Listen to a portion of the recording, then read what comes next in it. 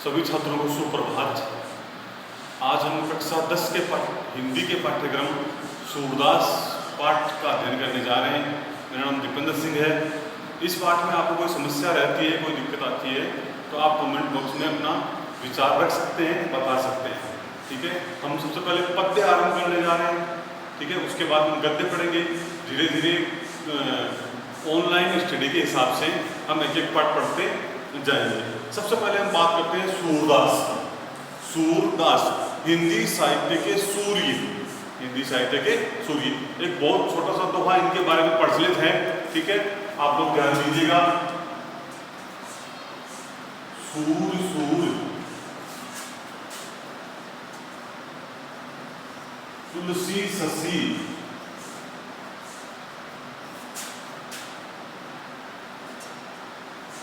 उद्गण केशवदास। सूर सूर तुलसी ससी उद्गण केशवदास, अब के कवि खदोत सम, जह तह करे प्रकाश।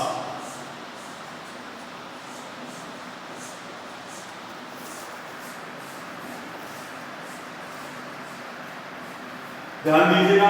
सूर सूर, सूर्य सूरदास, सूर्य यानी सूर्य। ठीक है, सूरदास जो है वह सूर्य के समान है। ये सूर्य का अर्थ सूर्य। ठीक है, शशि यानी चंद्रमा, ये आप जानते हैं। सूरदास जो है वो हिंदी साहित्य के इतिहास में सूर्य के समान है। पूरे इतिहास को प्रकाशमान कर रहे हैं। तुलसी शशि, तुलसीदास जो है वो चंद्रमा के समान है।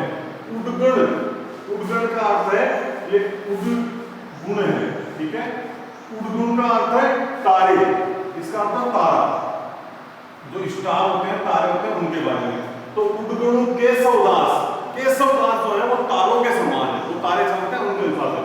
अब के कवि, वर्तमान के कवि खदोत यानी जुगनू, ये जुगनू, दोत का अर्थ है जुगनू, तो जुगनू के समान जह तह करे प्रकाश, यहाँ वहां प्रकाश करते घूमते हैं।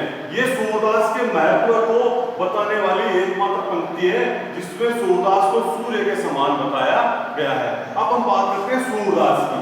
सबसे पहले सूरदास का जन्म। ठीक है, हिंदी जो पाठ्यक्रम के सदस्य की पुस्तक है उसके हिसाब से इनका जो जीवन है, जन्म जो है वो संवत 1540 में हुआ था। इस बात का ध्यान रखेंगे। इनका जन्म कक्षा 10 की पाठ्य पुस्तक के हिसाब से 1540 बताया गया है।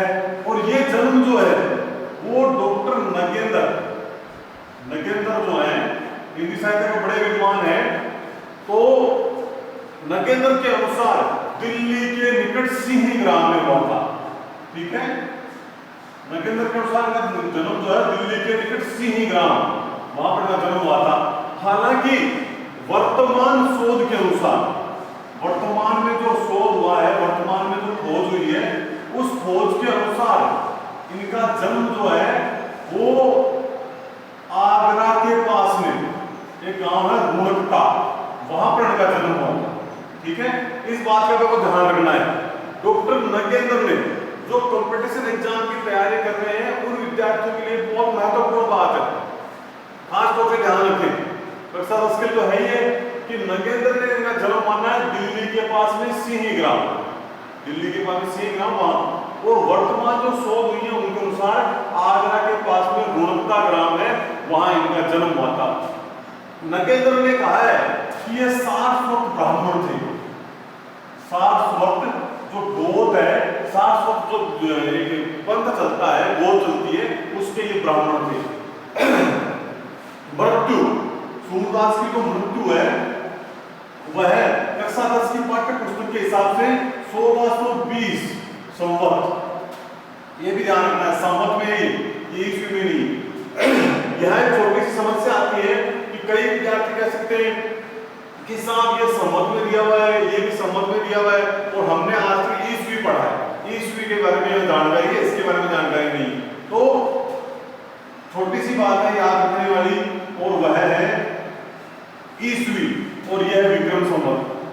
विक्रम संवत में से, ठीक है, आपका जो संवत है जो विक्रम है, विक्रम संवत में से आपको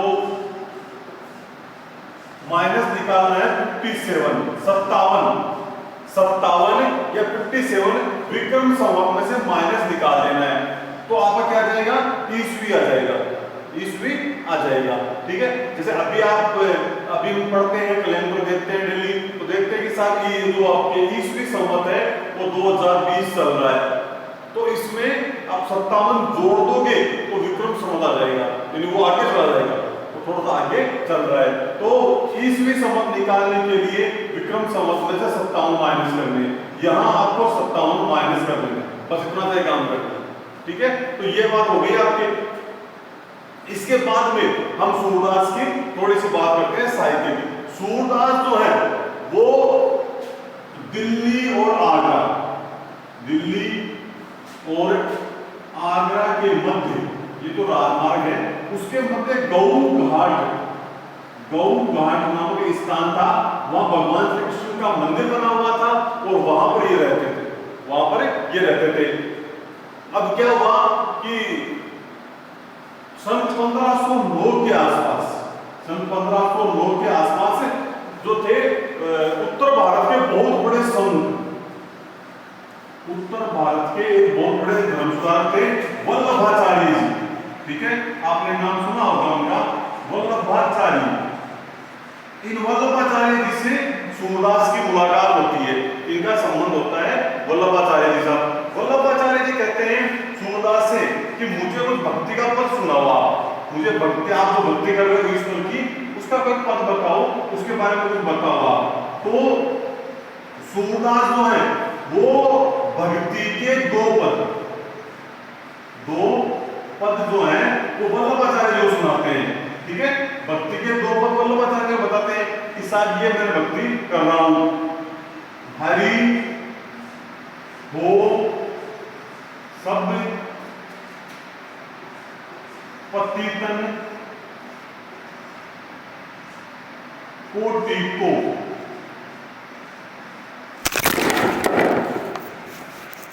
हरि हो सब पतितन को टीको, ठीक है। और दूसरा पद है प्रभु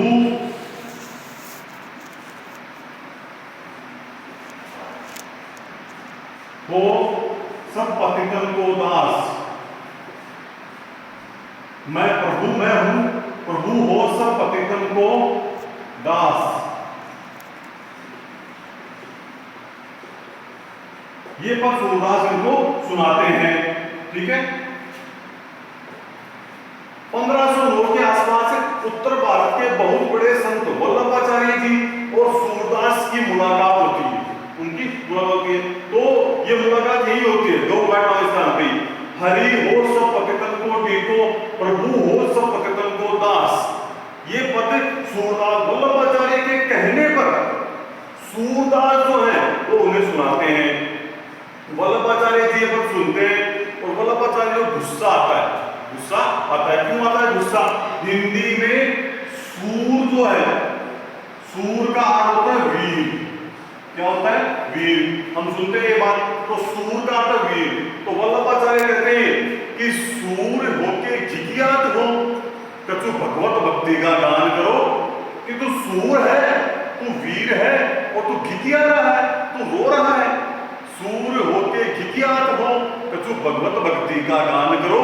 इसके बाद में वल्लभाचार्य से आप ध्यान देना विशेष रूप से, वल्लभाचार्य से भेंट होने से पहले, वल्लभाचार्य से भेंट होने से पहले, ये कक्षा 10 के लिए भी और कंपटीशन की तैयारी करने वाले विद्यार्थियों के लिए भी, वल्लभाचार्य से भेंट होने से पहले सूरदास की जो भक्ति थी, सूर की भक्ति,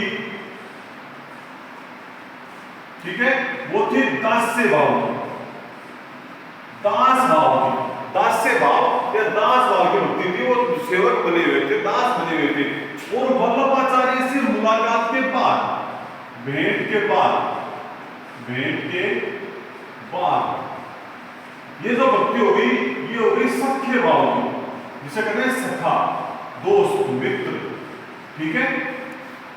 वल्लभाचार्य से भेंट से पहले सूर की जो भक्ति थी वो 10 सेवाओं की थी, सेवक भाव की, ये सेवक था यहाँ पे दास था। और भेंट होने के बाद ये सख्य भाव की होगी, सखा भाव की, मित्रता भाव की। अब जो थे सूरदास ने वल्लभाचार्य से भेंट होने के बाद अपने जो ग्रंथ है लिखना आरंभ किया, या अपने ग्रंथ बोल के बताना आरंभ किया। क्योंकि सूर के बारे में एक प्रचलित बात है कि सूर अंधे थे, सूरदास जो है वो अंधे थे।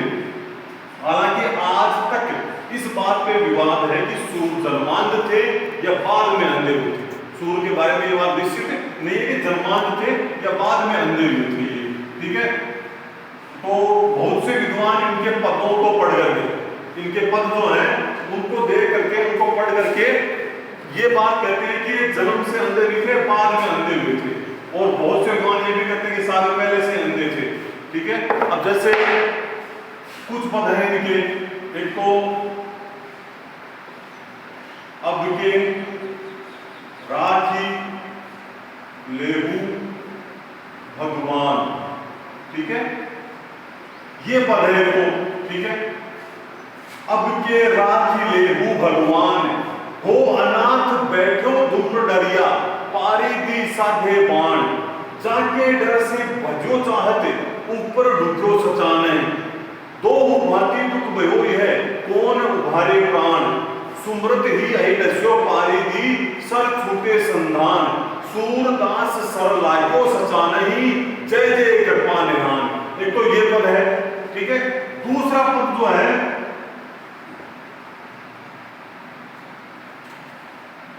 दूसरा पद है मैया,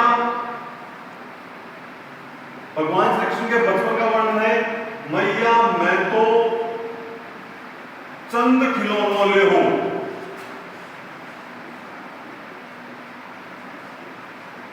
ले हो, तो ये पद है। दूसरा पद ये, ठीक है, मैया मैं तो चंद खिलौनों ले हो, जे नहीं गई लोट ही अग्नि धरनी पर, तेरी गोद न रहे हो, सुरभि को पै पान न कर हो, बेबी सिर न गुहे हो, है हो सुत नंद बाबा को तेरो सुत न कहे हो।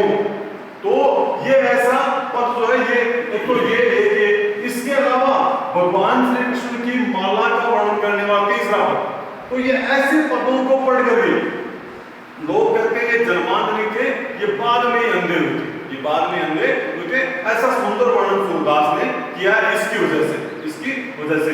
सूरदास ने हिंदी साहित्य में, गौर से सुनना, ध्यान से सुनना, हिंदी साहित्य में सूरदास ने वात्सल्य व प्रेम, वात्सल्य व प्रेम जो है उसका जितना सुंदर वर्णन सूरदास ने किया है उतना किसी और ने नहीं किया है। यहां तक कि शुक्ल जैसा आलोचक, महान विद्वान भी ये कहने पर मजबूर हो गया कि सूर के समान वात्सल्य कहीं पर भी नहीं है। उन्होंने खुद ने कहा है कि सूर वात्सल्य है, सूर वात्सल्य है और वात्सल्य सूर है।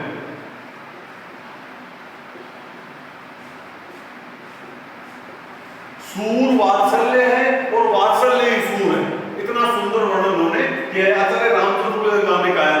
आचार्य रामचंद्र शुक्ल ने, हालांकि हिंदी साहित्य में महानता के हिसाब से देखा जाए तो लोक मंगल की धारणा की वजह से उन्होंने तुलसीदास को ऊपरी स्थान दिया है, लेकिन प्रेम और वात्सल्य की वजह से सूर अपने अनंतम स्थान पे है। और उन्होंने स्वयं ने कहा कि वारे अंधे कवि सूरदास, तूने अपनी बंद आंखों से वो देख लिया जो आंखें होते हुए नहीं देख सकते। वात्सल्य और प्रेम का वो तो कोना कोना झांक आया है, ये आचार्य रामचंद्र शुक्ल ने स्वयं कहा है। अब हम बात करते हैं सूरदास के साहित्य की, सूरदास ने जो पुस्तक लिखी है उसके बारे में, ठीक है। सूरदास की जो सबसे प्रसिद्ध पुस्तक है उसका नाम है सूर सागर, ठीक है। सूरदास की पुस्तक का सबसे प्रसिद्ध पुस्तक है उसे कहते हैं सूर सागर। ये सूरदास की सबसे प्रसिद्ध पुस्तक है, इसका विशेष रूप ध्यान दो। अगर आप तुलसीदास को लिखते हो और वहां रामचरितमानस का नाम नहीं आता है तो तुलसी अधूरा है। वैसे ही सूरदास का नाम लिखते हो और वहां सूर सागर नहीं आता है तो सूरदास भी अधूरा रहता है। दूसरा है सूर सारावली और तीसरा है सूर सागर, सूर सारावली और साहित्य लहरी। तीसरी पुस्तक है साहित्य लहरी। साहित्य लहरी पुस्तक जो है वो नंददास साहब के कवि थे, ठीक है। हालांकि वर्णन में कई से छूटती जा रही है साथ साथ में, वो इसलिए ताकि वो कक्षा 10 के पाठ्यक्रम में नहीं आ पा रही है, ठीक है, इस वजह से। तो साहित्य लहरी जो है उसमें नंददास जो अष्ट साहब के कवि थे उनको साहित्य विद्या ज्ञान प्रदान करने के लिए रची गई थी। सबसे प्रसिद्ध पुस्तक है सूर सागर। इसकी बात करें हम तो यह पुस्तक जो है ये भागवत पुराण के 10वें स्कंद पर आधारित है। 10वां जो स्कंद है उस पर आधारित है। भागवत पुराण के 10वें स्कंद पर सूर सागर आधारित है। सूर सागर में भगवान श्री कृष्ण के बचपन का वर्णन है और सूर सागर के 10वें स्कंद जो है उस पर सूर सागर आधारित है भागवत पुराण के। और इसी में एक प्रसंग आता है भ्रमर गीत। भ्रमर गीत प्रसंग गौर से सुन लेना, आराम से बता रहा हूं।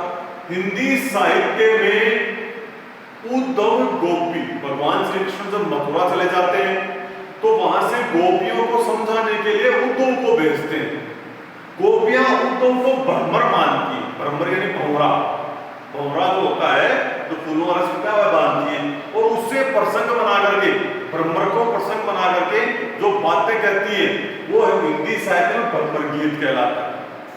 हिंदी साहित्य में भ्रमर गीत कहलाता है। तो उद्धव और गोपियों का संवाद ये भ्रमर गीत है।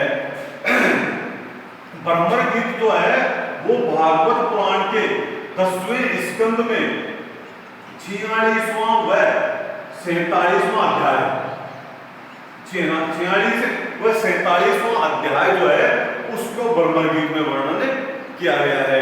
हिंदी साहित्य में सबसे प्रसिद्ध जो भ्रमर गीत है वो सूरदास का ही। हालांकि अन्य कवियों ने भी लिखे हैं पर इस शुरुआत करने वाले कवि जो थे वो सूरदास ही थे और प्रसिद्ध भी सूरदास का ही भ्रमर गीत है।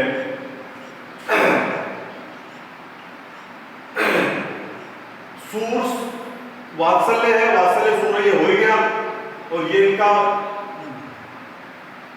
सूर सागर वाला पाठ परिचय हो गया। साहित्य लहरी जो है मैंने बताया आपको, ये नंददास जो है उनको साहित्य का ज्ञान प्रदान करने के लिए रची गई थी, ठीक है।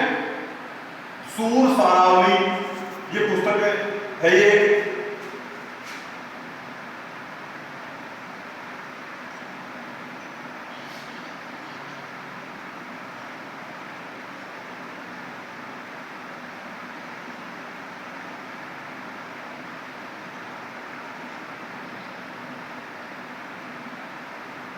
तो आगे हम बात करें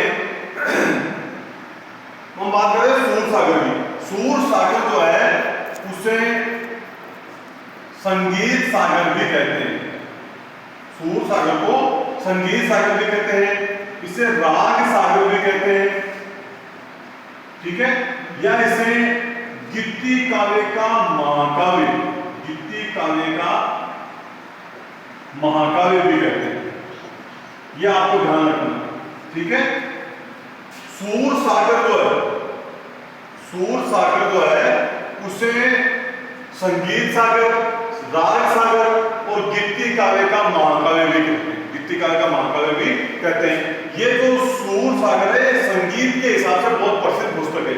हालांकि कई आचार्य हजारे प्रसाद द्विवेदी ने कहा भी है कि संगीत सागर जो है वो सबसे पहले जयदेव में आता है, संगीत जो है उसके बाद विद्यापति में आता है। विद्यापति का नाम आपने सुना होगा, बहुत प्रसिद्ध कवि है हिंदी के विद्यापति। और वहां से कबीर में आता है और इसके बाद में आकर कहता है सूर में, ठीक है, सूरदास में। जयदेव से संगीत का जो हिंदी में जो काव्य की भावना है वो जयदेव से आती है। संस्कृत कवि जयदेव कश्मीर के थे, आपने सुना।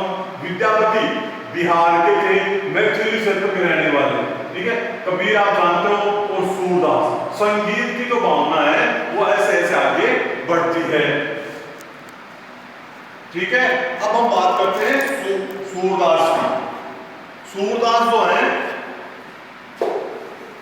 उनको अमृतलाल नागर नाम सुना होगा आपने, जिन्होंने मानस का हंस और खंजर नयन जैसे उपन्यास लिखे हैं।